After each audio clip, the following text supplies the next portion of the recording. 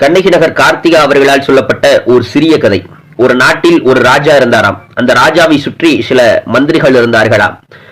ஒரு நாள் அந்த நாட்டில் ஒரு விழா நடத்தப்பட்டதாம். அந்த விழாவில் அந்த நாட்டின் மக்கள் எல்லாம் மகிழ்ச்சியில் இருந்தார்களாம். அப்பொழுது ராஜாவுடைய அரண்மனையிலிருந்து நகையும் பணமும் திருடு போனதாம்.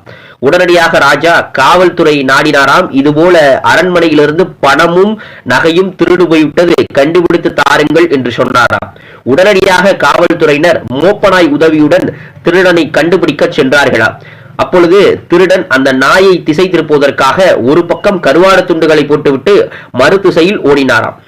இப்பொழுது இங்கு சிலர் யோசிக்கலாம், அந்த நாய் கண்டிப்பாக திருடனை பிடித்திருக்கும் என்று சிலர் சொல்லலாம்.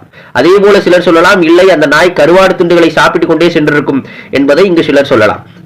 ஆனால் அன்று அந்த நாய் திருடனை கண்டுபிடித்திருந்தால் அதற்கு ராஜ மரியாதையும் ராஜ விருந்தும் கிடைத்திருக்கும்.